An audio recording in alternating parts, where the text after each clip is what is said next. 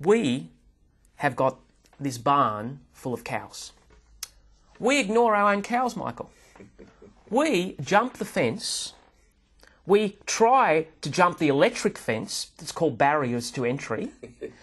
We spend a lot of money trying to get to the other fence. And what we try to do, you know what we try to do? We try to actually take someone else's cows. Now what happens is that we're spending so much time trying to get these other people's cows, we forget about our own cows. And you know, they're bursting at the seams full of milk, saying, milk me. And we don't milk them. This is insane, Michael. It's just so, you'd be an idiot to do that. But that's what we do in business, don't we? Because we also, let's go out there and hunt for more customers. No, milk your existing customers first. And what I'm suggesting is that you improve the frequency of transaction, which is how often they buy from you. It is so easy to do because it just involves communication in many essence. Because, you know, fundamentally, you've got to treat your customers like your friends because it's the most unfair advantage in the entire world. We buy from our friends. All things being equal, all things being unequal, we always buy from our friends. You know what friends do? They talk to each other. They communicate to each other. They care about each other. They actually take an interest in each other. That's what friends do. My question is, do your people treat your customers like friends? So, how do you then go about making sure that happens? All right, look, I'm going to give you what I consider to be some really top tips for improving your average, your frequency of transaction. Number one tip that I would do is give remarkable service. Now, don't give me this baloney that you give them good service. You're expected to give them good service. It's the basic essentials of what a business does, isn't it? It's like me going to the supermarket and celebrating with my wife Ingrid and saying, guess what, honey? Let's celebrate because the supermarket had foods. It's supposed to have foods. So customer service is the bare minimum of what an organisation needs to do. You know what it has to be now? It has to be memorable and remarkable. So what you've got to do is you've got to create systems and devices to get the wow factor going. That's number one. Number two, please have a database. Invest not in MYOB. MYOB is a brilliant accounts package. Invest some money and purchase a CRM package, which is customer relationship management packages. There are many out there. There are both online and offline systems. The benefit of a CRM, it allows you to track every single purchase, but it automates the whole procedure. It actually starts to send out letters for you. Okay, it is just amazing the systems that it actually introduces into a business to allow salespeople to become much more systemized in their approach. That's number two. Number three is you've got to give customers a reason to actually want to come back. Because, you know, the old days, they always come back because they always buy from us. I'm really suggesting I don't think that's going to work.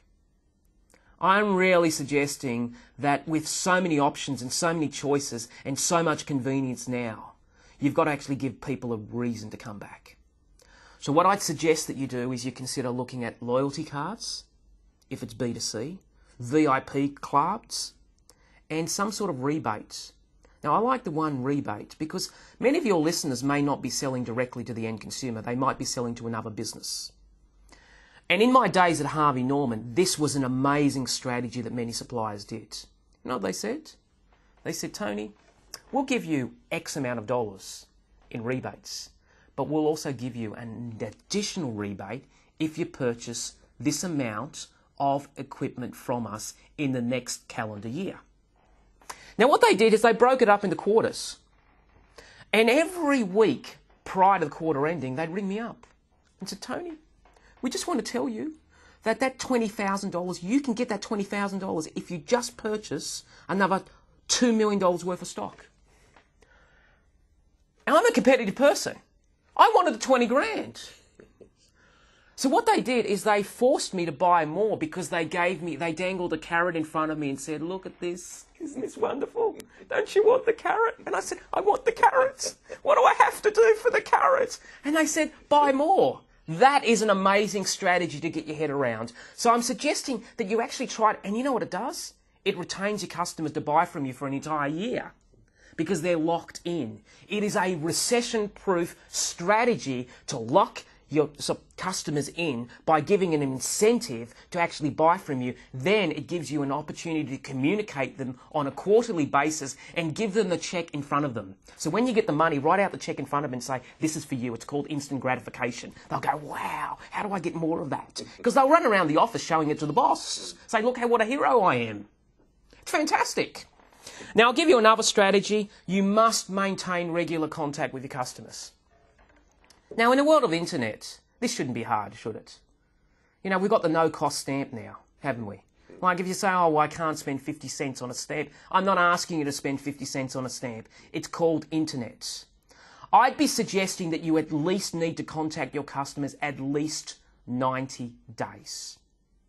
Every 90 days, you should be in contact with your customers. Now, it doesn't have to be face-to-face, because this is where you've got to be smart. You've got to be able to grade your customers A, B, C, and D.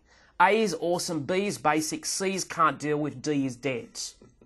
Now, what I'm suggesting is that 20% of your customers are going to give you 80% of your volume. So what you're actually really going to do is I'm going to invest a lot more time and energy into the A's and the B's, aren't I?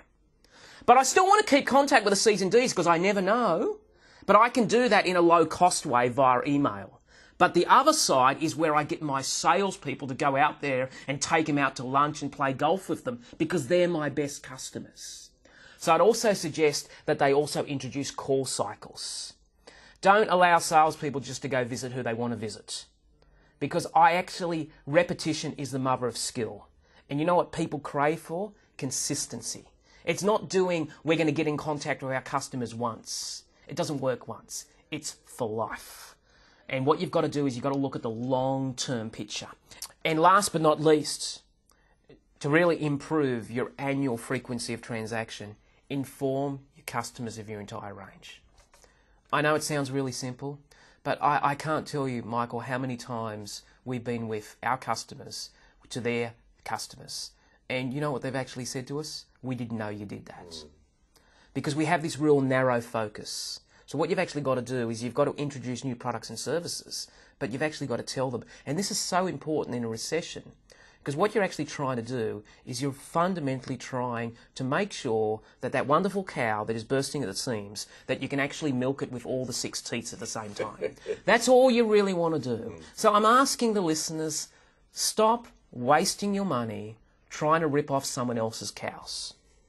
Go and have a look at your own cows. Go and have a look at how full they are and go and start to milk them. Because if you don't milk them, someone else will.